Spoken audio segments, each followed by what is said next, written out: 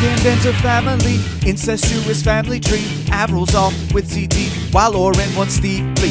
Mario don't know he's fucked. James went off and he stuck his head in a microwave. Cartridges inside his grave. Johnny Gentle wants it clean. Engineering new regimes. Americans should join up with Mexicans and Canucks. O&A and run the show. Quebecois threaten to go. New England trash to the brim. Giant fans for North would win. We didn't start the pile. It was always toxic and a little noxious. We didn't start the pile. Of the six-side babies in the continuities. Down in Boston, Hello, everybody. Happy Monday. Welcome to the I Hate Infinite Jest podcast, part 18, pages 503 to 530. Yep, we're still going. We're past the halfway point, trucking along. We have a very exciting guest this week. I was very excited to have him, Josh Gondelman. Josh Gondelman is a comedian. I mentioned this on the podcast. He was the first result to come up when I typed in Infinite Jest comedian, which he seemed a little embarrassed about. He did an interview a few years ago with LitHub. But yeah, so Josh Gondelman is a comedian and he's a writer. You can find him at Josh Gondelman. That is Josh, Gondelman, on Twitter and Instagram. He is a comedian and a writer. He is currently one of the writers for Desus and Mero. They're going to be coming back for season 2 on Showtime, Sundays and Thursdays at 11 o'clock, so check out his work there. He has his own podcast called Make My Day, which is a one-on-one game show every week. A lot of fun. He also has a book coming out, a collection of essays called Nice Try. So go check out Josh Gondelman. Could not be happier that he chose to join us on this podcast. We got deep into some stuff here. We talked a lot about the perspective of characters, depending on where we are in the book. This is our first guest. He actually grew up in Boston, so I asked him how that correlated based on what he actually knew about the city itself, the setting of the book, how that rang true to him or not. We got a lot into. We talked about depression quite a bit and just how DFW articulated depression that's not only articulated, but I guess destigmatized in a way for people who suffered, and also for the benefit of people who do not suffer from depression and what they could get out of it. So that's I don't have any songs this week. Sorry, guys. It hits me sometimes it doesn't. I'm going to really try hard to write about that next week. I'm going to try to come up with a song. But yeah, enough of my yakking. Episode 18, pages 503 to 530 with Josh Gondelman. It's a good one. Check it out. Check out all his stuff. See you guys. Hey guys, one last thing I forgot. Follow me on all the things at jessedraham on Twitter and Instagram, at jessedraham on Facebook, Reddit at Diamond Joe Quim. Not trying to be dirty, just ran out of character. Also, in a very weird twist, I am now writing a wrestling blog for steelringpost.com. That'll be up every Thursday, where I'll be doing the pops and botches, reviewing the AEW Dynamite every week. So yeah, I am now running a podcast dedicated to Infinite Jest, the highest of the highbrow, while writing about professional wrestling, the lowest of the lowbrow. How the fuck am I ever going to make a career out of this? I don't know. Tune in, find out if you somehow also follow both of these things and are a fucking weirdo. Alright, let's get back to the show. Down in Boston, AA, crocodiles got their say. Raquel Welch, dirty mask, umbilical is still attached. Gately sits, stares and listens, gag the man with the sniffles one day at a time. Toothbrush stuck in his behind. Up his butt.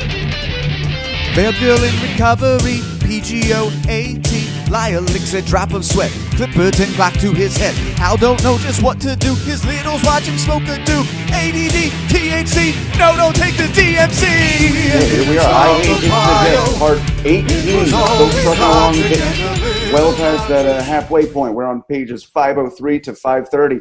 Our guest this week, comedian, writer extraordinaire, Josh Gondelman. How you doing, Josh?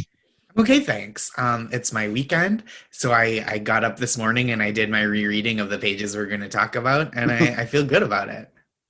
All right, nice. Yeah. So I Yeah, as I was just saying a moment ago, I actually originally found you just because I was looking for comedians who were in Infinite Jest, and you were the first one that popped up in an article where you talked about it in depth. Truly humiliating, a really humiliating thing, which is, I don't mean that in, I love the book, but I also am like, oh, what a funny, to be the first person associated with that is so funny to me. Like, it just makes me feel very pretentious.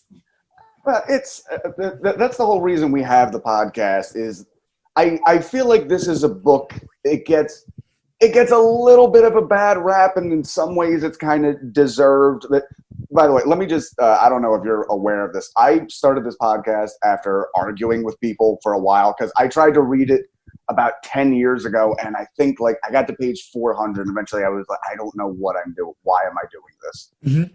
But after arguing with enough people, like, no, you need to really give it a try. It's like, okay, you know what? I want to do this, and I'm going to bring you on, and you are going to have to justify this to me. Okay, so here's what I would say to that. I would say if you got 400 pages in and weren't feeling it, don't finish it. That's like for real. And I just mean like there's no valor, I think, in like doing a thing that you don't like just because other people think it's good. But that said, I do love the book, and if people are like on the fence about it, like this is what I think. The thing that makes me feel pretentious is I do think the book is not as bad as the reputation its fans have, if that makes sense. No, so it's not that I'm embarrassed to like the book, it's that I'm embarrassed to be lumped in with that kind of like problematic fandom of like, no, you just have to read 800 pages and then it's good, which I don't think is that much different though than someone who's like, no, in the 5th season this show gets really good. Like that's the kind of like pop version of it, right? Rather than the like pretentious literary version. Well, early on into the show, I had a bunch of people who were like just big time fans who weren't sure what the podcast was going to become. And they remember it's like, well, you know what really helps is if you have a dictionary with you the entire time to look up words. I'm like, what part of that sounds fun?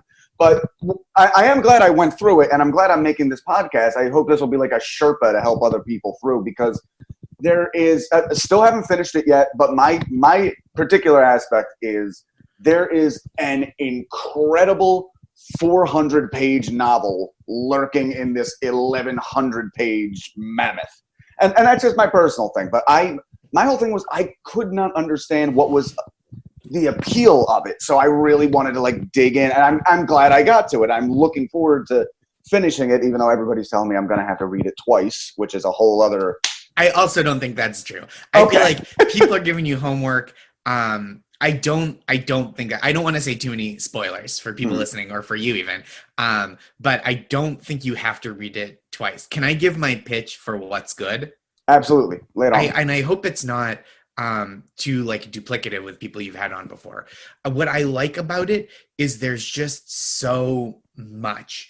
There's just like so many things to grasp onto, right? Between the stuff that's really enjoyable and the stuff that's really like illuminating to me as like, I think it's so funny and so inventive and so weird. But then also there's just this like level of stark human truth that I found really illuminating. I read it probably 11 years ago when I was like in my mid 20s.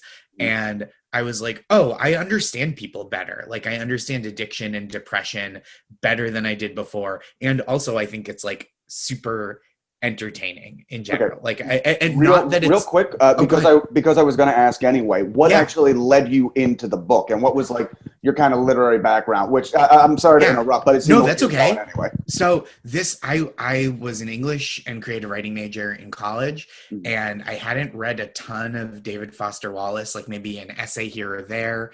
I think I'd probably like read a bunch of the book, the essay collection, A Supposedly Fun Thing That I'll Never Do Again. And then my friend Joe, who I was doing stand-up with at the time, like we had started doing stand-up together in Boston, after David Foster Wallace died, Joe was like, this is a real bummer to me. He's my favorite author. Infinite Jest is my favorite book. I like recommend it to everybody. I love it. And so I was like, okay, maybe this is the push I need. So it was like a specific recommendation from someone I liked and trusted, or like and trust. I don't know. I'm saying in past tense, as if Joe texted me something today, I'd be like, no more. I disrespect your opinion now. That was in the before time. Joe knows what he did.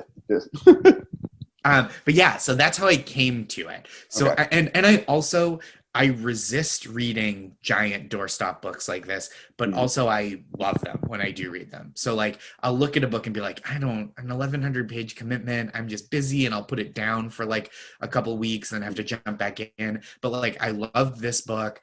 I love The Amazing Adventures of Cavalier and Clay. So I'm like a big, like epic, like novel person when I get around to it. And I know these are like real white Jewish dude touchstones, but like I do think that's because there's like some merit to them and they're worth reading. But again, I don't mean to be pushy. I just like this book like really vibrated with me, and I kind of liked that it's just like it's so overwhelming with all the things in it, like all the different plot threads, and like more than it's not something to read, I think, if what you want is like a real tightly paced book with like, oh, this happens and it precipitates this thing, and then you see all these threads coming together, and it's so exciting to watch these synapses connect. But I do think there's just like an unbelievable amount of like really weird fun stuff, like from so many of the character descriptions being like the characters having just these like real unexpected idiosyncrasies to like the footnotes. Like there's this, I think it's like so playful. Like there's puns, just like a lot of puns and stuff that kind of sneak up on you. So it reminds me of, and I don't think I'm throwing him under the bus to say this, but like I know the comedian Gary Gulman is a fan of the novel as well. And rereading this section reminded me of Gary's stand-up, in that it's like it starts in one place and then there's just kind of all this great stuff nested into it, and then it like expands back out to where you started. And like I just like love that. I love it in Gary's work. I love it in this novel. Yeah, so that's kind of my pitch. It's just there's so much to like dig into and like sift through and enjoy page by page, but also it like really had this kind of like deep resonance with me of like explaining and illuminating like real very real and very at times dark facets of the human condition that I was like, oh, it's like this, and I didn't understand what life is like for some people, and this way of describing it really like pierced me. That's that. Okay. No, it's that's I get all that. I honestly think the parts with addiction in the book are easy. Those are the things I'm going to remember. I'm probably going to forget almost everything that happens at Enfield and remember everything that happens at Enid. Yep. Yeah, it's, you talk about the humor in it. I saw a tweet you did recently where you said Infinite Jest is funnier and more readable than a Confederacy of Dunces. Yeah. Which agreed. I agree, but at the same time, it's like I think, I don't know if this is a personal thing. Maybe you could lean into this. I always find humor in like the novel form to be a very it's hard to find the tone. Yes. Like for me, go ahead. No, for me as a reader, I didn't mean to interrupt you. That's fine. But I was going to say, sorry.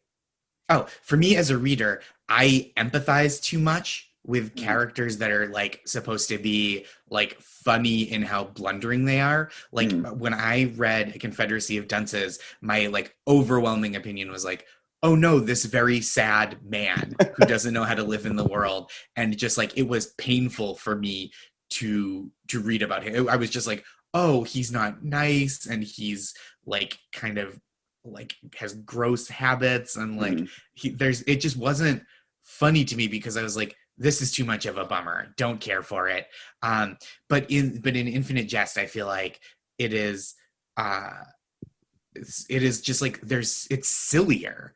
there's like so much silliness in like the meetings between the revolutionary, like the wheelchair revolutionaries of Quebec that take place like in the desert with an American intelligence operative, In and drag just the entire time. in drag the entire time, but like they both know that he's in drag. Like it's just like so silly at times. Even there was in the section we read today, there's a footnote that where it was like the Enfield Tennis Academy psychologist keeps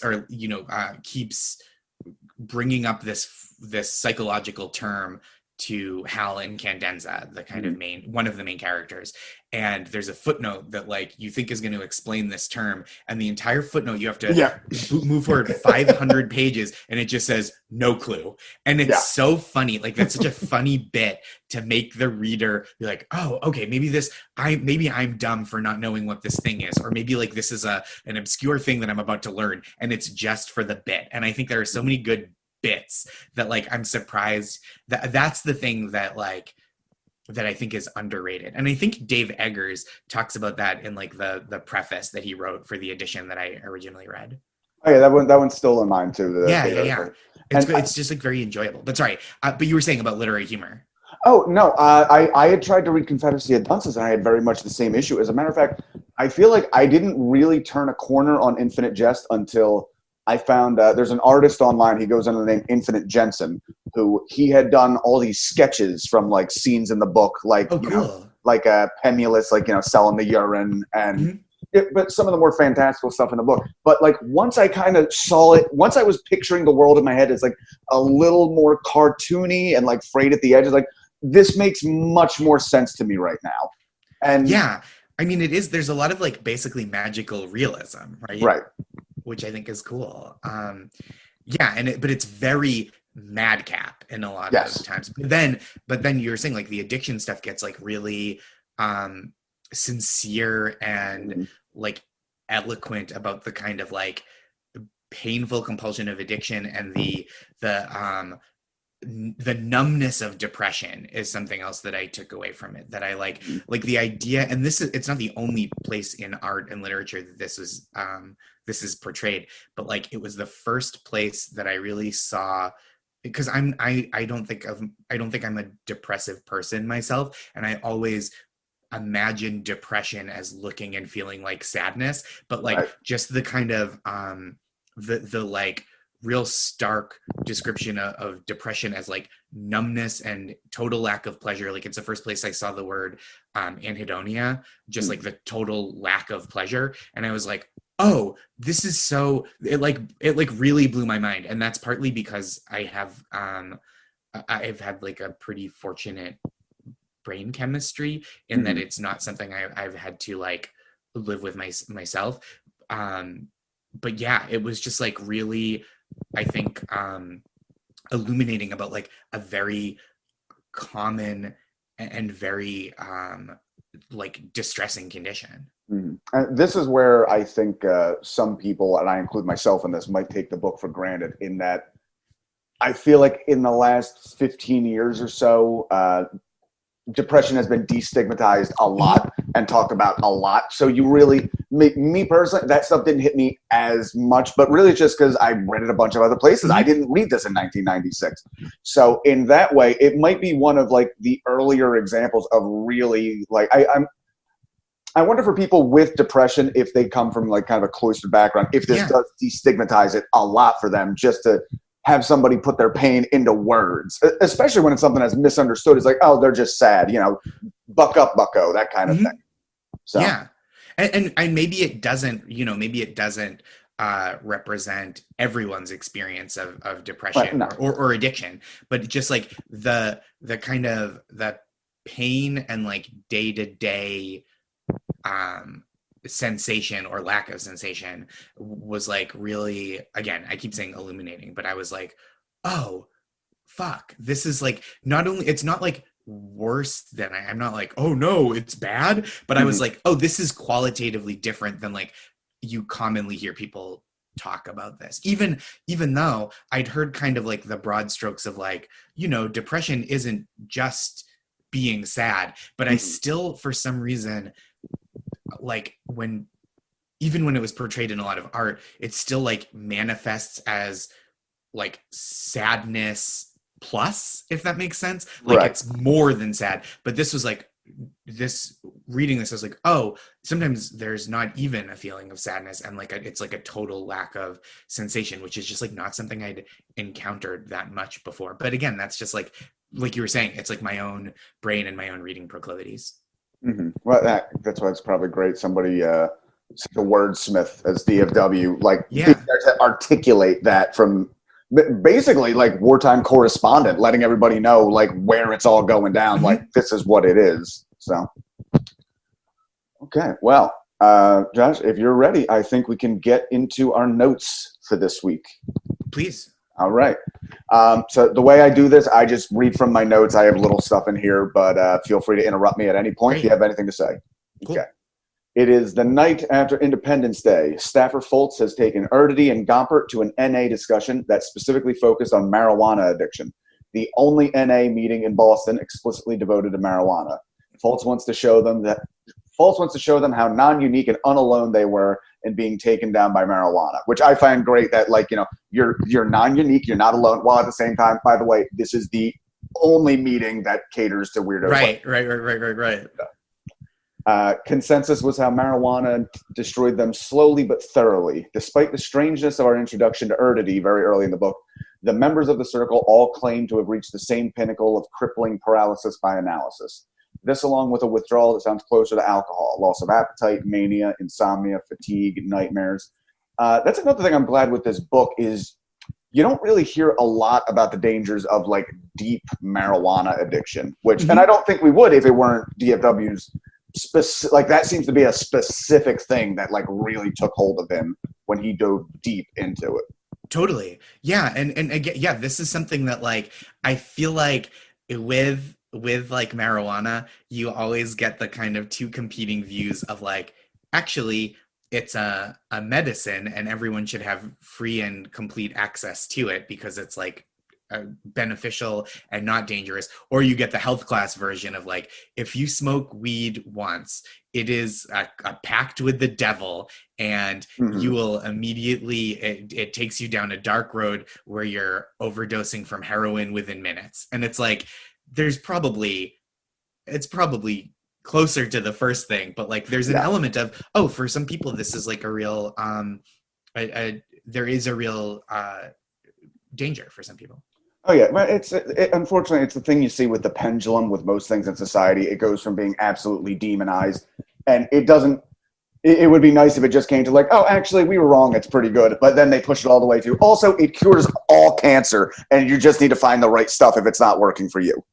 Right, which like I think that because I do believe that there are likely, you know, medicinal qualities that haven't been studied thoroughly, but I think the same as with like any medicine or healthful substance is like, well, the way to treat isn't just to use constantly unregulated. Or not for everyone, at least. Right.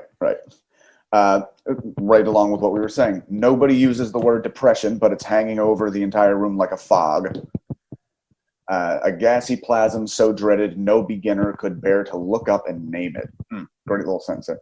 The group lasts only an hour with no middle break, ending with everybody holding hands and saying the Our Father, though very lackadaisical and not in unison. Gompert swears she hears the man next to her say, and lead us not into Penn Station. Meeting shockingly ended with everybody hugging each other, pseudo like a fight club. This was unusual for a meeting of any kind. Gompert and Foltz go along with the hugging, but Erdedy was never a hug type, hanging towards the back of the room trying to be inconspicuous. Until a tall, heavy black man with a gold incisor and flat-top hairstyle peeled away from a hug group and approached Erdedy in the universal Frankenstein gesture of hug me. Erdedy backs off with the universal gesture of no thanks. Erdedy tries to shake the man's hand instead and introduce himself. He introduces himself as Roy Tony without accepting the handshake. Erdedy apologizes for not wanting the hug, along with the added awkwardness of a, well, Roy, if I may call you Roy, or Mr. Tony if you prefer, unless it's a compound first name, hyphenated, Roy-Tony, and then a last name. Roy takes offense. Oh, you're not a hugger, so you're saying I'm a hugger. With the delicious line, the ominous finger pointing of street aggression. So we're hitting a little bit, I've noticed a little bit of like a blind spot when it comes to writing black racially, characters. I noticed this like really jumped out at me, and I think like this is a moment. I'm sure you've covered it at least a little before on the show, but like the kind of first of all, the writing blind spot. You're just like, oh, this is like a weird 90s white guy writing a black guy. Right. Like really jumps, like street aggression is like such a weird loaded term. Even the description, like flat top, gold tooth. Okay, I'll go along with this. Right. And like some of it is like, okay, this is just who the character is. And then some of it is like, but why is that who the character is in its entirety? But and then I mean, there is like this the kind of specter of like David Foster Wallace as a problematic figure in real life, right? Like a person who didn't always treat others well. And like I do think that hangs over my ability to like recommend this work of fiction to people in like as complete a way as I would otherwise. But yeah, I think the kind of like writing blind spot made me think of that too, because there are elements of this passage with this character that I'm like, oh, this is like he's really getting at something real, and then parts of it where I'm like, this kind of like cartoonishness doesn't quite serve the book in the way that other kinds of like exaggeration do. Right. And it is, I really don't want to be the, like, you know, the gotcha. No, I don't think it is gotcha, but like I think when you're revisiting, you kind of have to go, oh, I don't think this is how it would go now. you know? Yeah, because on the one hand, you don't want to put 2020 principles to 1996, but on the other hand, it's like, ooh, I need this character to feel nervous and out of place. What would do that? A large black man. Like, right. Exactly. Okay. And like, yeah, it just like is, yeah, it's slightly jarring to like the description of this character. He actually, how was it? Oh yeah, Roy Toney grips Erdity by his lapels and is holding him off the ground. You think I like to go around hugging folks? We fucking do what they tell us. It's hugs, not drugs in here. You little, you're not comfortable? Who the fuck are you? So even though, like, I kind of like the point he's getting at here, even if it is coming with a very aggressive type thing. And I guess that is kind of like the benefit of this is we're seeing him as like this scary black guy, which is the way he's trying to be portrayed. But just like everybody else, like, I'm doing what the fuck I'm told. Yep. Fuck your discomfort. They're telling me this will keep me sober, so I'm doing it. And I love that we have here, Foltz is literally trying to peel Roy Toney off of Erdity, and Erdity just bursts into tears and just embraces him. Yeah. I mean, I think that's like, there is something to it, right? Like that, what he's trying to describe is like, I'm not doing this because I like it. Like, oh, I'm not a hugger. And he's like, I'm not a hugger. Yeah. I'm the passage at the end, right? At the end of this interaction where he's like, if you don't, are you going to like acknowledge and validate my vulnerability in front of you? Or am I going to have to rip off your head and shit down your neck? Is like, so that's like such a great line. You know what I mean? Like that's like a joke, but it contains this deep truth, right? Of like, I am doing this thing that is like against what society has conditioned me to be, or like where my nature or what I have wanted from the world. And like, are you going to validate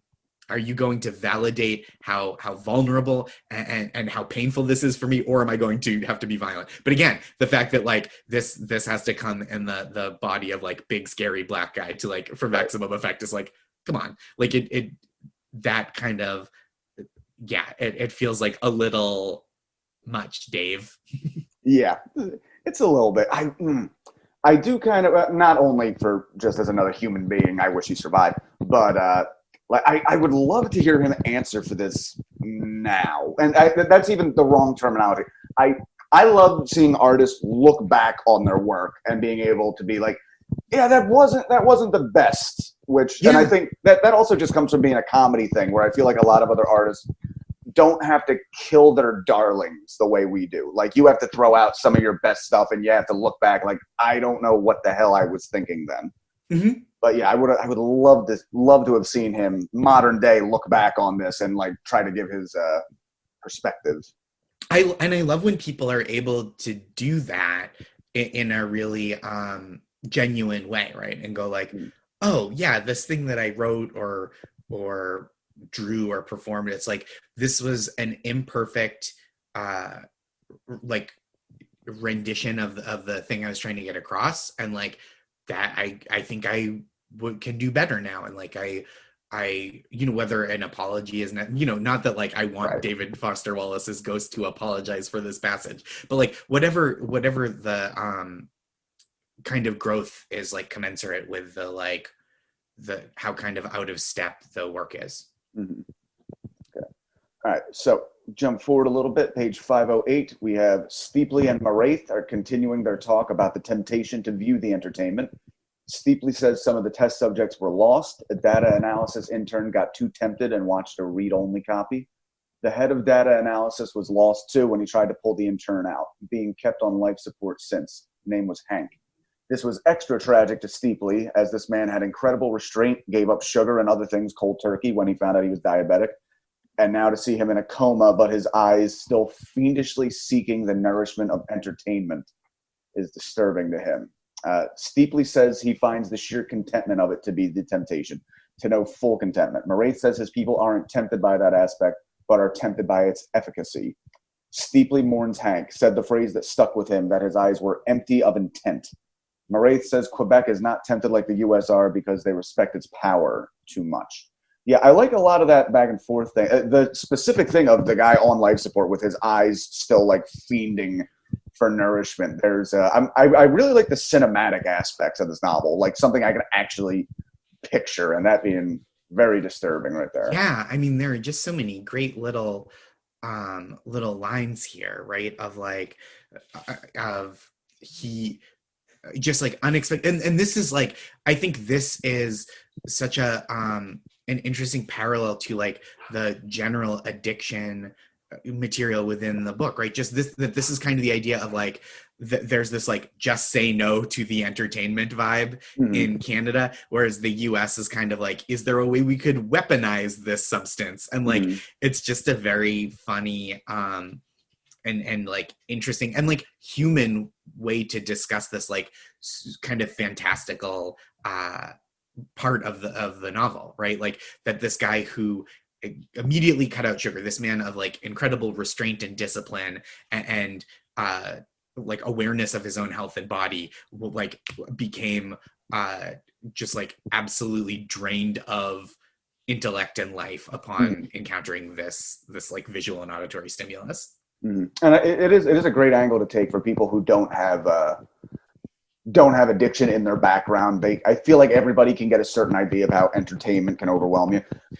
Talking with somebody a week or two ago, I actually said if this book were written today with all the modern internet and cell phones as we have it, I wonder if he would have gone with entertainment as much as information. I feel like that's kind of how things have played out. It's less entertainment, more like being inundated with so much information that you don't know up and down, left and right anymore. That's so interesting. I always come back to the passage about Joelle, what's her name, the last name, but Van Dyne. Yeah, Joelle Van Dyne. And I think you might have gotten to this point already, but they're just the part about her drug use and that like at some point too much fun became just too much. So I think like the idea of like something you do for fun and like something like an entertainment or a pastime becoming like crushing and overwhelming and addictive is like so central to this. But I do think like at this moment in history, you're right, what would this look like?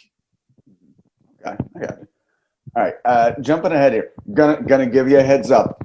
This next little chunk, there's a lot of stuff that I didn't really like that much, so I'm not gonna put it on you to justify it. But that's okay. This is, I would say, indicative of a lot of the stuff I don't like about the book.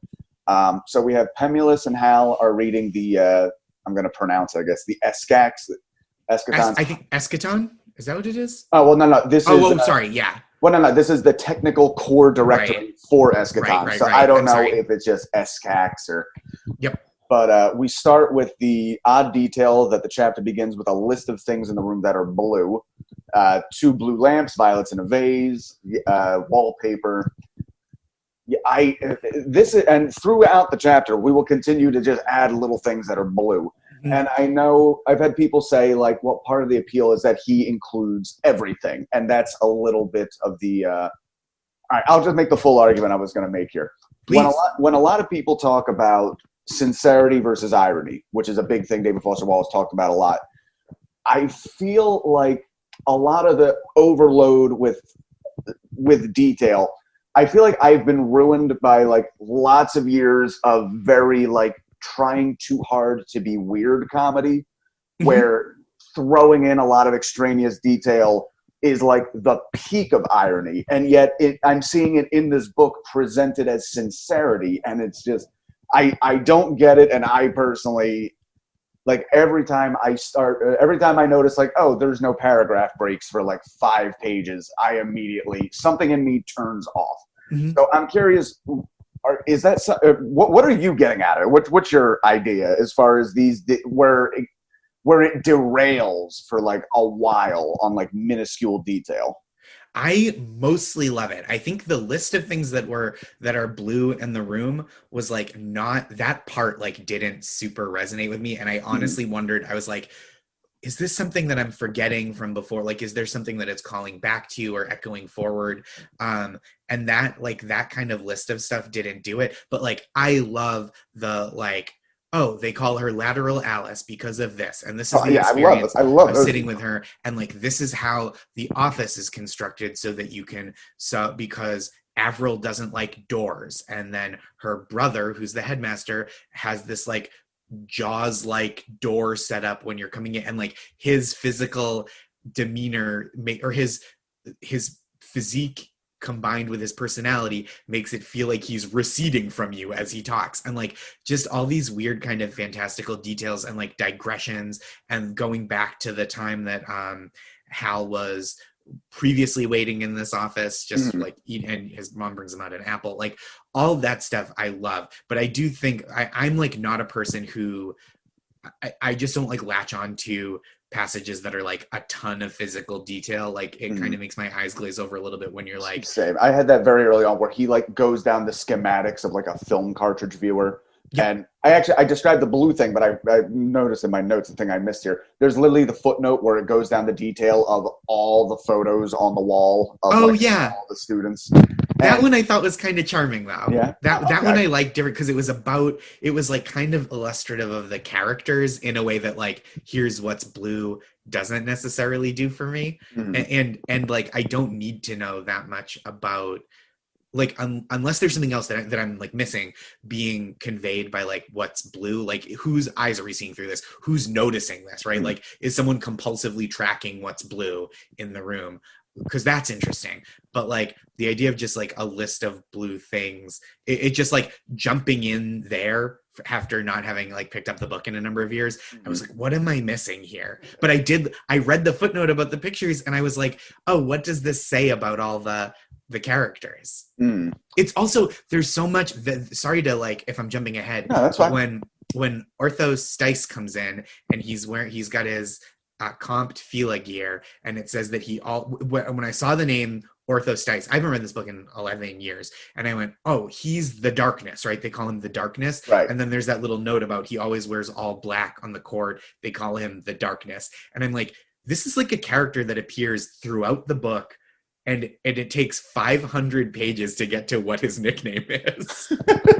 Which is so funny to me. Like there's so much stuff that I read in this little passage that I was like, oh, this doesn't happen till here. Like we don't know this until here. And that to me is like fascinating, because there were details that I was like, oh yeah, this is like foundational to the experience of reading Infinite Jest. See, and that was such a hard hurdle for me to get over, because like as soon as we like got into the personality and background of Don Gately, that's when I was like, okay, I'm in. I want to know more about this character.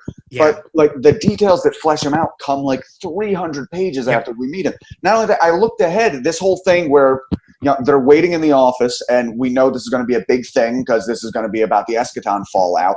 Yep. I went ahead just to look it up. Like I only got as far as 100 pages without looking. Like they don't describe what happens here for at least another 100 pages, and that is just infuriating to me, because then by the time we get back to it, I like miss some of it. And when you were talking about the blue stuff, I've noticed a thing in the book where there's an issue of like a soft perspective. Like, I feel like what he's writing is being colored by the people in the room, though not actively. Like, it would make for me, the blue thing would make a little more sense if we were only looking through Hal's eyes. Yes. Oh, sorry. No, go ahead. I think you're right, though. But it's tough. Like, when Hal is in the room, I think we're kind of seeing Hal's perspective. The same as when Don Gately is in the room, even when there are other characters that we know a lot about, we're kind of seeing Gately's perspective. Right. And the same with, like, Kate Gompert. And that's something I find out more as I go. And I think I only noticed that here because the episode previous to this, we had the chapter where it was young James Incandenza helping his father try to fix a bed. But that is like strict first person. We know we're in his thing and we see him seeing like the physics of the way the doorknob is rolling around the floor enough that DFW includes a schematic. So I get, all right, I'm kind of like justifying this as I go along. Like, okay, this does make a little more sense seeing that if we realize we're looking at this through Hal's point of view, even if it's not strictly written as such, and, you know, father and son type thing, which obviously we have a lot of in this book. Okay. Yeah, and it's very, right, it's very, things about Hal are like, he's compulsive, he's analytical, he has some of his father's, like, design, like, ability to see how things work. He wrote up the Eschaton handbook, right? We learned here that, like, that it's something that he just kind of, like, did so that it was all codified somewhere. So, like, it does feel like a Hal thing that he would be like, that's blue, and, like, you know, just kind of, like, categorizing things. Right. We even has a line in here that the blue wallpaper gives him a feeling of a calling. Yeah. The cloud. Yeah, the cloud, like clouds on sky wallpaper, right? Yeah. Okay. We see all this is occurring in the headmaster's office waiting room. Axford and Kitten Plan are also there waiting for whatever punishment is to come. We meet lateral Alice Moore, who'd been a traffic reporter before getting brain damage in a helicopter accident, and now neurologically can only move side to side, hence lateral Alice Moore. Again, some of these things I really wish I could see on film because they translate so well. Yeah. It reminds me, a lot of this reminds me of, like, The Adventures of Pete and Pete. I don't know if you ever watched that. I was a little young for it, but Okay. I thought it later on, and I loved it. And just like lateral Alice Moore feels like a Pete and Pete character, like someone who can only move side to side. She has like a nickname that is after like a physical and neurological disability, but she's also like incredibly good-natured and like mimics the sound of traffic helicopters when kids are like waiting to talk to the headmaster and just like shoots the shit with the students, which I think like that's such an interesting quality. Yeah, I do love the little touch where it feels like there's a lot of people in this book who like are they have some kind of like dismissive, insulting nickname, but nobody does it dismissive or insultingly. That's just like, yeah, she moves lateral Alice. They call her lateral Alice. Yeah. And she like, I don't know, I just like that we meet this character who like really all you have to know in this instance is that the students have a good relationship with her, and she is the like secretary or administrator in this department that is the gatekeeper to the headmaster's office, right? Like you don't have to know much more than that for the action to make sense. But it's just like her life, you know, we get these like really weird dark details from her life that are like really intense, right? Like if there was like a helicopter accident and like I'm from the Boston area also, which is another thing. I wanted to get into that. Yeah. Yeah. So if there had been like a helicopter crash of two traffic helicopters, and then one of the traffic reporters could only move sideways after, that's like a person I would remember my whole life just having heard about as a child. So I do think that's a great thing he does in the writing, in that there's no reason he couldn't just say like, and the secretary tells him to go in, but he wants everybody to, there's no, like, even background characters have their own backstory, which is, you know, life, more or less. Yes. And I enjoy reading that. Like I enjoy like everybody in the room getting their like we know who they are and what they're feeling in this situation. I'm like very, that's some of the stuff that I really like digging into in the book. So we'll deviate for a second because I did want to ask you, having grown up in the Boston area, do you feel a lot of like local flavor to this? Does this feel like, does this feel like a legitimate, okay, I know this area it's taking place in? Does it like ring true? Yeah. Well, it was also like, I read it more than a decade after it was published. So like, I think there were things that have changed since then, right? Like things that had changed in the interim, which is interesting to clock. But it was also like, received wisdom from my childhood about like what different neighborhoods were like, just like what you hear about like the city. I grew up like probably 10 miles outside Boston, 8-10 miles. Okay. And but like Enfield, where the tennis academy is, basically they're like, okay, it's west of Alston, Brighton, east of Newton. It's essentially Chestnut Hill where BC is, but like Chestnut Hill is never mentioned. So this is like, which is such a weird specific choice, right? To like put it in the specific place where there's already a place and that place doesn't really exist, which is like, I've thought about that a lot because it kind of takes a while to triangulate exactly where it is, but that sounds like there's no Enfield there in real life. But it is like a pretty like Chestnut Hill feels like a place where there would be a prestigious tennis academy, maybe. Okay, so it only really applies because I just watched it for the first time and read a bunch on it. But Fiddler on the Roof, very much the same thing, where they give it like, oh, it's this town in Ukraine. And Natavka, yes, of course. Exactly, and it's a town that I believe doesn't exist, but they place it so specifically that it's like these three towns overlaying more or less. So yeah, and that's what that part of the city feels like, and like, or what that part of the suburbs. And I was living in, well, the time I read this, because I put it down for like a while, because I took a long road trip with a friend in the middle. But like, I was living with my parents for part of it to save up for this, to just like go on the road for a month and do comedy at a loss. But before that, I'd been living in Alston, and then after I lived in Brighton. So like this like part of Boston was like where I was at the time. So I felt very like, oh, this is like kind of an alternate reality, and also like it's the future, right? Because it takes place in the future, like the near future, but also the past, because it's written from like, this is what the city is like in 1995, 96. Okay. Yeah, no, I definitely like just any kind of art. There is just a certain, there's probably a German word for it somewhere. The feeling of recognition of like, oh, I know all that. Yeah. Like I remember when I first got into podcasts, I was listening to I think like Race Wars with Kurt Metzger and Sherrod Small. And I'm in Philly, but I'm originally from like South Jersey. And they start talking about like strip clubs that was the first strip club I ever, like 7 years old driving past. What's that? It's a strip club. And they're talking about it. Like, this is mind blowing to me. Yeah. It's really like, any of those little details that ring like specifically true are so fascinating and compelling. And so like, I do have that extra layer of like, oh, I know this place. I do think like the kind of, like we were talking about kind of like racially dubious stuff of like the slums of Alston and Brighton, like that kind of, those passages are a little bit like, well, how much of this are you like projecting? Right. You know what I mean? But like, oh, go ahead. No, I was going to say, he does have the one line in here where he's talking about Pemulus's fear of getting expelled and having to go back to Alston. Yep. And pretty much having that, and this is just something I know being from a small town like that, the aspect of like, you got a ticket out and you fucked it up, and having to go back with the shame of that. Because like, oh, you were the one that left here because you thought you were better than us, and now here you are.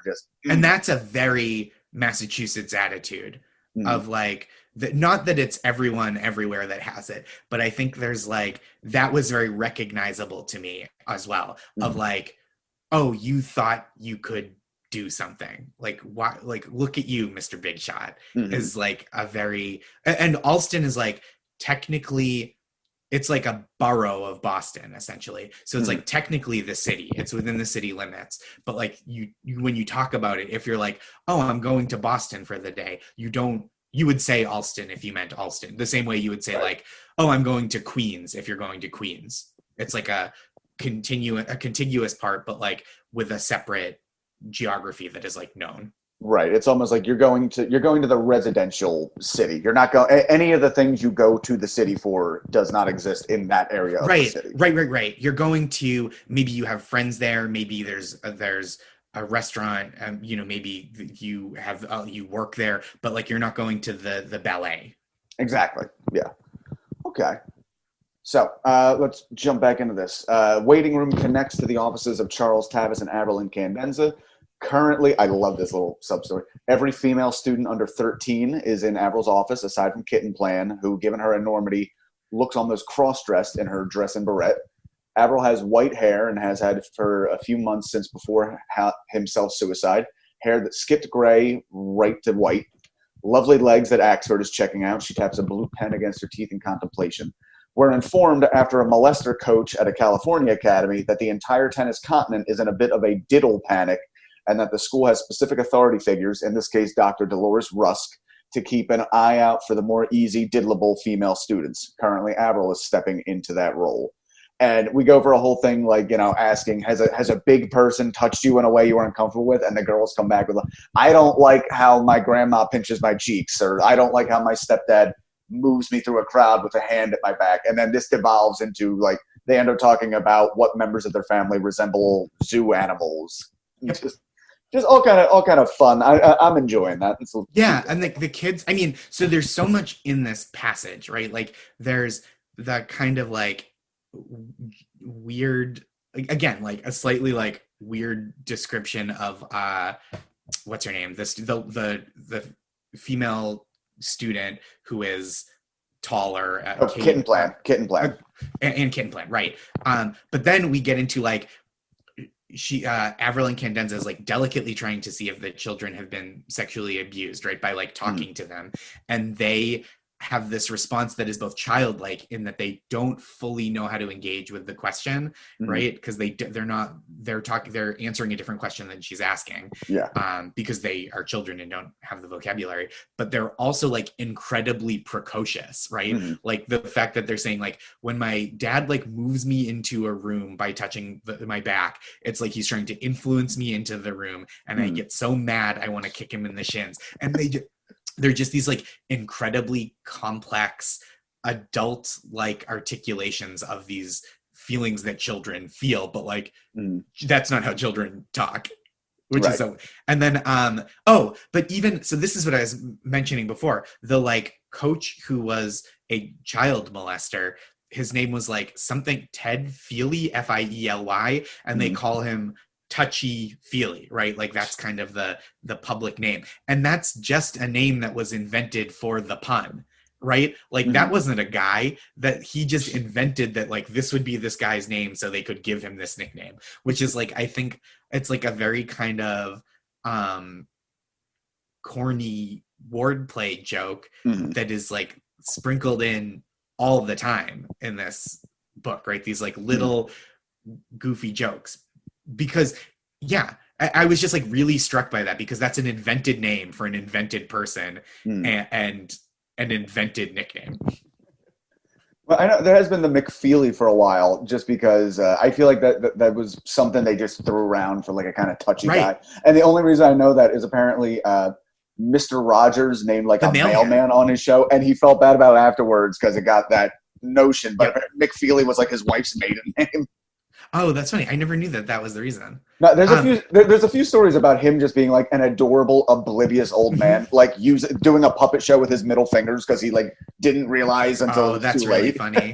But this is like the inverse of that, where he makes it the name just for the pun. Like you don't need such a like it's almost gilding the lily to make that his name and then invent that everyone called him Touchy Feely. It's like, which obviously that's just what fiction is, but it's so funny that this guy who's brought up again, like this character who's brought up in a one paragraph aside, and then is mentioned again like once later in this chapter, has this like public renown such that he has like a derogatory nickname, and his whole character is like designed around this. Mhm. I mean, not a character, but like his whole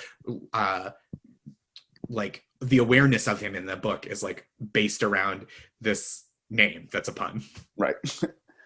Okay, back here we have Avril's office has no door as she spent so much time alone as a child. She is now overcompensated as an adult, having little sense of spatial privacy or boundary. And we're going to learn how that applies towards Tavis as well. Pemulus gives a different reasoning for his Ruskate every time Hal asks. Hal himself is uncomfortable around her, but not for any way he can put a finger on. Pemulus tried a prank of electrifying her doorknob, only to end up zapping an Irish cleaning lady that nearly killed her and left her eyes permanently crossed. Lawsuit is still pending.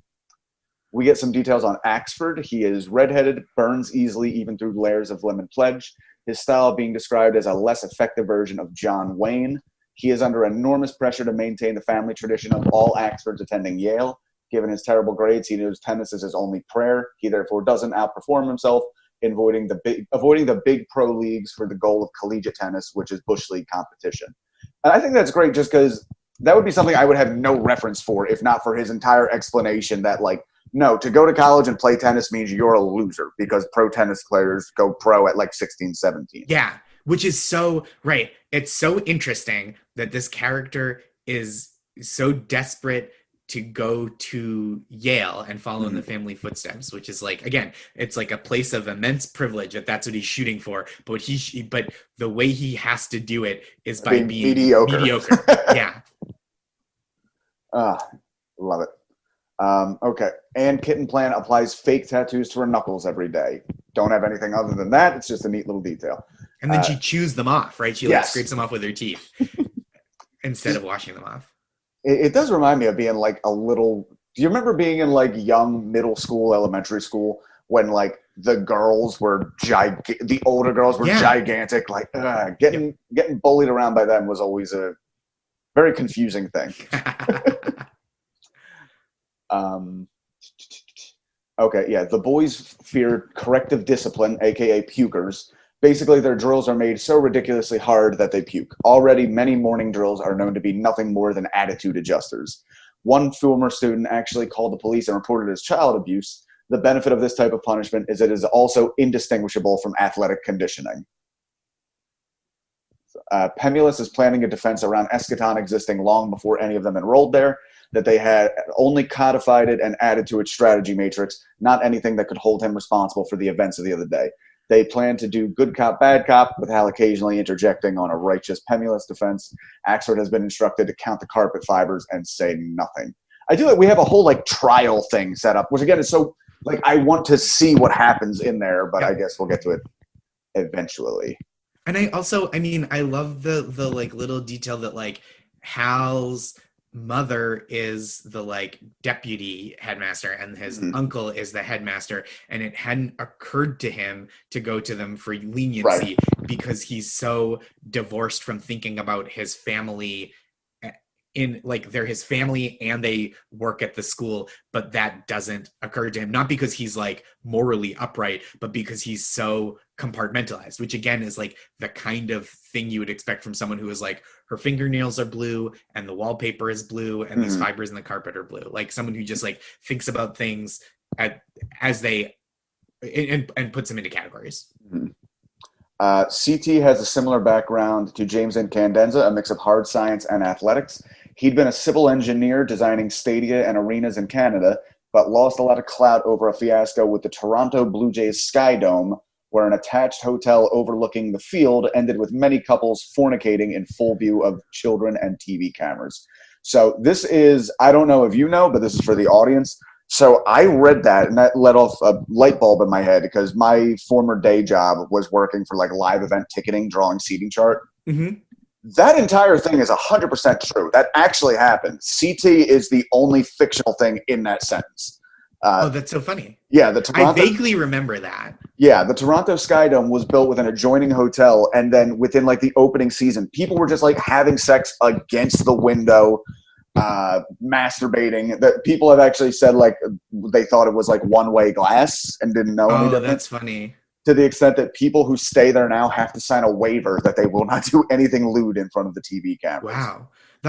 The other thing about that too is that it's such a specific scandal, right? To like put on this fictional character that he was kind of run out of this profession, disgraced, but and was a bad civil engineer, but nobody was harmed. He just like didn't consider this human element, right? Right. Like his only thing, like my job is to make sure you can fit the max number of people here, and that's it. And just didn't consider that at all. It's just, I love in a book where so much fantastical over the top thing happens, he slides something in there that I feel like a lot of people who read this book just think that's another fiction. Yes. Tavis is terribly shy around people and works around it by being wordy and open and expansive. That's excruciating to be around. Mario's take is that it's so obviously a defensive shield, it's hard not to feel bad for him. The openest man of all time. Hal has been called to the office only once this year to be asked by CT to take temporary charge of a blind 9-year-old student, blinded by toxic waste by living in Ticonderoga too long. He's also blind in spite of several mutated eyes growing out of his massively sized head. So big they had to carry a rolling IV-like stand to help support the size of it. Despite all this, they were somehow a decent tennis player. Yeah, I don't think he ever explains like echolocation or like, oh no, no. Never discussed. Yeah. I don't know that this character like ever comes back again, and then was quickly leaves the academy, right? Because there was like a family emergency, and so and then disappears forever. Yeah, just little people coming in and out. CT is described as small in the sense of far away and receding. He has a tiny mustache, and his eyes are set at slightly different angles. This leads to mocking from students like Stice, who can crack up any student seeing CT and holding his hand up as if watching him recede on the horizon, and also tilting his head to make CT's eyes align properly. CT also talks with his hands now after quitting smoking a few years back. A small man of locational panic and frenzy, he and Avril are a duo of compulsion, sleeping in different rooms, accumulating among them the total sleep of one insomniac. Yeah, I like that. I hope we get more into their actual background with CT and Avril, because they both talk about having been neglected and now are like incredibly open in compensation of that, and enough that apparently there's some incestuous stuff that happens there too. But it's and the way that it comes out in two different mediums, where like Avril doesn't believe in doors and CT doesn't believe in like emotional boundaries. We get to the details with him failing and talking to a young girl up here.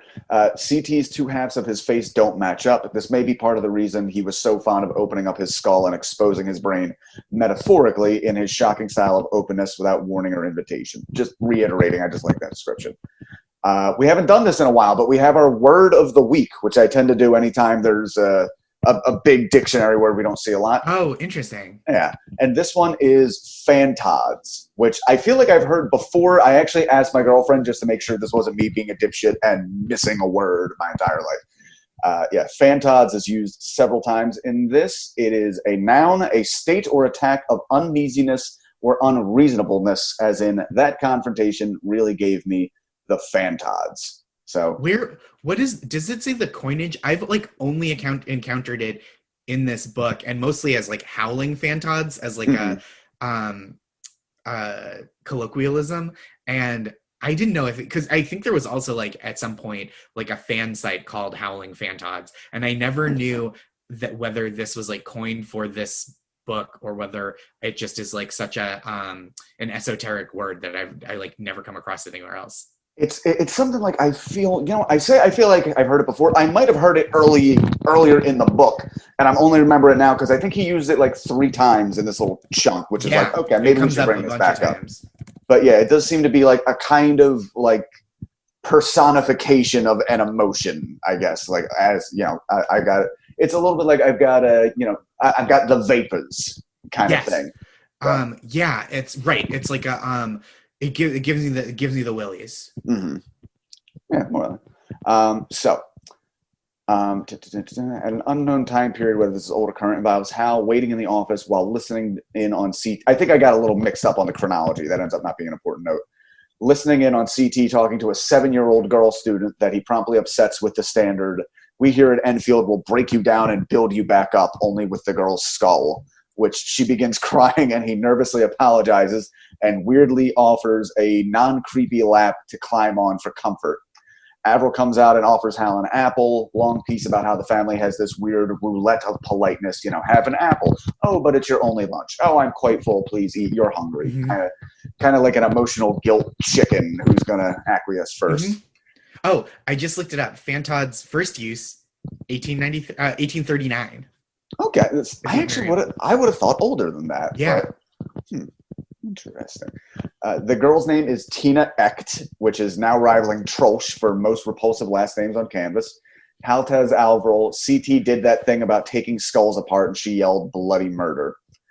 Avril laughs, but pre-mourns the girl. Her father has been trying to get her in the academy since she was 5, says Charles will have her go pro before she gets her period, and she'll look like a burnt-out, world-weary lump of coal by the time she's 14.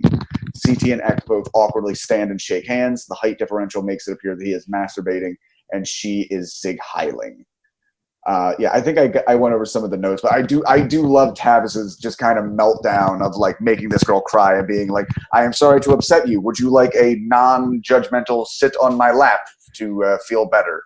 And he also talks about how he's like, I don't want to talk down to you, even a child. So I'm giving you the regular speech that I would give anyone, but obviously that was a miscalculation and I have distressed you. Like he just has this like constant internal monologue that he like foists on other people. That's all of his uncomfortable thoughts. I mean, that is one of my favorite, like, just humorous things in when something gets when you can't when you mess up so badly and you really can't fix it and only make it more awkward. I have a dumb little story I'll share here. I had an ex-girlfriend who had a lot of health problems, and she and I were hanging out in the hospital after she had a surgery, and we're sitting in her bed watching like music videos on her laptop. So I bring up It's All Coming Back to Me, which is originally a Celine Dion song, but this was done by Meatloaf.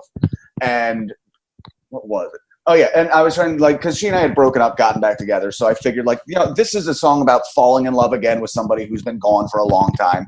We put on the video, and it's just Meatloaf in, like, a lonely house, and, like, a ghost appears. Like, oh, this is his dead wife that he's missing. Probably not that. And I look over at my girlfriend, and she's just bawling, like, I'm going to die, and you're going to love somebody else. And I felt so terrible, but it was so goddamn funny. Yeah. And then it all worked out. We broke up, and we both found other people, and she's still alive as far as I know. But nice. Yeah. Good. That's a happy ending. It is a happy ending. Earlier at the dentist, Hal got the Novocaine for his tooth to come out. Notes that despite always being masked, the dentist Zagarelli has notoriously horrible breath, to the extent that Enfield students with his insurance teach each other how to breathe in sync with him so you're never directly inhaling his throat funk. All right, we're rounding the edge on the end here. Boys in the waiting room are uncertain which Tavis they'll be dealing with. Yeah, we talk about like the two-sidedness of him, which I'm looking forward to seeing like the furious side, because there's the standard frenzied anxiety dressed as a man, but there's also a darker side. Pemulus has been in that office so many times that it's impossible to vacuum his footprints out of the floor, and he's seen the bad side. When Tavis loses composure or worries his authority is being threatened, Hal's openly adjustable uncle becomes a different man, one not to be fucked with. He definitely, DFW likes that line. He uses one not to be fucked with a lot. Yeah. He becomes quiet, and as opposed to his typical permanent receding, he grows and swells like a pufferfish and looms in presence, leaving many kids leaving his office white and shaking. Lateral Alice Moore gets buzzed to let them in, which is another negative sign as opposed to him opening the door himself. Inside, the dreaded Dolores Rusk is in there. Next to her is poor Otis Lord, monitor still stuck on his head, eyes holes cut into it for his convenience. Pemulus settles his feet into their well-worn imprint. Lastly, a urinologist, presumably there to drug test them. I really hope poor Otis ends up wearing that monitor for the rest of the book. I love that little detail. And it's like so surreal, right? Like that doesn't seem like how that would work medically. Right. Like they could probably cut this off, but yeah. I think there's a couple of details too in here that I think we kind of glossed over that were really fascinating. Like the kind of Hal constantly checking in with his body feels like such an athlete thing, right? Like he's like constantly making sure that one side of his face isn't gigantic and swollen after being at the dentist. And then in the flashback to 3 months earlier, his ankle was hurt, and he's like pacing the room and like flexing his ankle with every step to see like how much does it hurt, in what positions does it hurt. And that's like so interesting, because it's like that's the kind of thing like an athlete does to check in with like, am I okay, am I performing? But it's also like a Hal thing, and that these are the kinds of things that he does anyway. Like he's like kind of a compulsive person. Right. He's somebody who's he seems very concerned about the space he is taking up and where he is at all times. Yeah. Which is obvious, is very important, as when we first meet him in the very beginning of the book, which of course we know is the last thing chronologically. Pretty much inside himself is the only thing he's comfortable with, like the outside being complete. I really want to know what happens with Hal, and I unfortunately have had it kind of spoiled for me that it's not clear cut. But I'm looking forward to it. That part's keeping me going. Yeah, I don't want to say too much. Okay.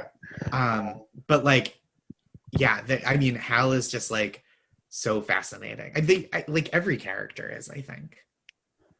Yeah, this one for me, I got so used to spending time with Gately, and I really wasn't that entrenched with the Enfield kids. Right, you were saying you don't love the tennis stuff. Really, no. Like, and that's again another thing. I'm so really annoyed that we don't really get what happens here for a while, because this is the first time, like, oh, I would like, there's a chance for the arc to be disrupted. Like, Penniless sent home. I want to know what the fallout is going to be from all this, and it looks like I'll have to wait a while. But yeah, right, because then after this scene, they go into the office and they kind of notice who's around, and then we cut back to the meeting just before dawn in the southwestern US of like American and Canadian intelligence agents. Right, which I've asked people before, and they've given me a kind of thing. I was wondering if this Moraith and Steepley in Tucson was a little bit of like a Waiting for Godot thing, where they're always there, they're just having a conversation, but like it's like they're waiting for something that never really happens. I think more happens. Okay. I don't think the eventual, in my memory, because the end, like I think a lot kind of like it's like a kind of crescendos in a lot of ways in the writing style and like some of the action. Like I think that this particular plot thread escalates. Okay. Yeah. Like it's funny. I only realize now, like chronologically, this is happening in May before the events we were just at, which was taking place in November. Which only now really makes me realize I'm not entirely sure of like the chronology of the Moraith and Steepley stuff. I don't know if I've been watching that in order or where it was happening vis-a-vis all the other things happening in the novel. So that's a good question. Yeah. And then there's something else and also it takes a long time to like put together what years happen in what order. Right. Because all the years are sponsored names. Right, yeah. When they drop the chronological list, where that's actually where you find out the stuff you read at the beginning chronologically happens at the end, where you see year 9 is the year of Glad, and we've only seen that a few times. Almost all of this taking place in the Year of the Dependent Adult Undergarment. Yeah. But anyway, so we can wrap it up here in the last few pages. This is Moraith and Steepley. Steepley is still discussing the temptation paradox and saying it's not purely a U.S. thing. Brings up the Oriental myth of a woman covered in blonde body hair, despite Oriental's general lack of body hair. Just gonna let that sentence exist. That seduces men, though they're well aware of the myth and risk anyway, but can't resist. They end up dead from an overload of pleasure. AFR believes Moraith is a triple agent, pretending to betray his nation for his wife. Steepley believes Moraith's superiors, M. Fortier, don't know he is there. Steepley has not given this bit of information to his superiors. Moraith believes Steepley holds it back because of a USA thrill of not being subservient to superiors. M. Fortier did not know that Moraith had chosen his wife, Gertrude, over his country, and if he did, he would have driven a railroad spike through the eyes of both Moraiths. Steepley's accent is terrible, but Moraith isn't sure if that's genuine or a put-on to throw him off balance. Steepley brings up again the Odalisque de Saint Therese, last seen battling the Medusa and turning their audience to stone in JOI's film. again making the point of a human fear of being over-pleasured to death. Moraith concludes that Stapley's littering with non-biodegradable cigarette filters has to do with a U.S. irony and contempt for oneself. Moraith offers Stapley to sit to relieve the pain from the high heels. Stapley declines, saying that with the skirt, you don't want anything to crawl up and explore. And that is the end of my notes. But I love this constant, like, these two guys, nobody, like, obviously, two spies, they don't know who's doing what. They're constantly sizing each other up while at the same time giving us, the reader, we don't even know their primary motivations either. Mm-hmm. Everything is being double, triple, quadruple guessed. And it kind of feels like a real, like, on-point satire of, like, military intelligence, right? Mm-hmm. Like, and because, like, there's so much about the novel in general that's so prescient, right? Like, mm-hmm. just the seeing through, there's this form of entertainment that is absolutely, it's takes away all of your mental faculties and makes you physically immobile, more or less. And, like, immediately the United States idea is to use it as a weapon of war.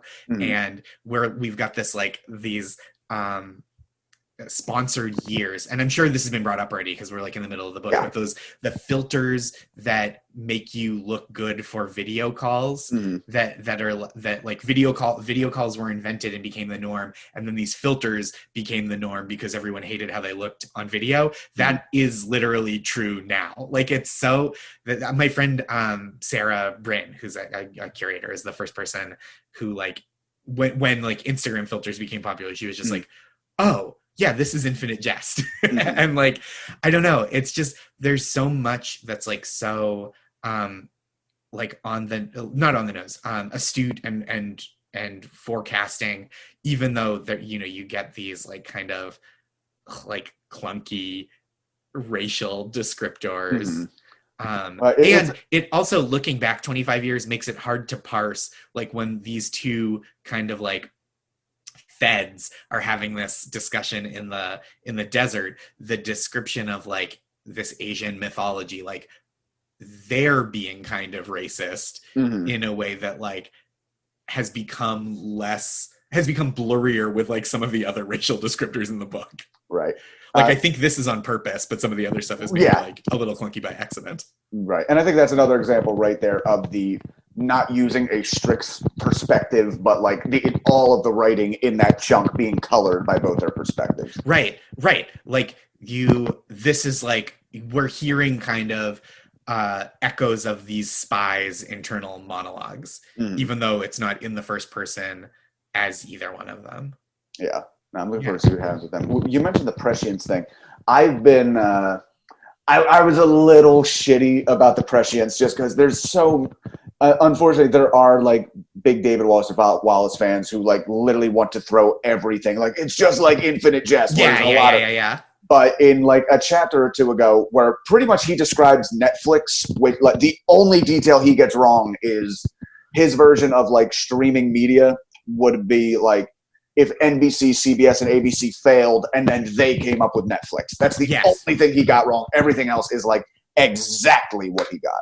Right, which is that Netflix came into existence and is crowding out the other stuff in the. Right. It's like the opposite chronology and causality. Yeah, but he clearly smart and thoughtful. There's, like, not a lot about the kind of, like, and even the idea of, like, an American disgust for, like, the environment. Mm-hmm. In the throwing the cigarettes off the canyon, it's just like, yeah, this is all, like, pretty neatly observed, and not in a way that, like, he got it all right. Like, when people are like, The Simpsons got it, and it's like, well, because they were talking about a thing in 1997 that's still happening, and you just forgot the original thing. And that's kind of what some of this is. But, like, some of the futurist stuff is like, damn, that's not bad. Yeah, no, some of it, he definitely had his finger on the pulse a little bit there. But so, Josh, I believe that is our episode. Thank you very much for doing this. Thank you for having me. Yeah.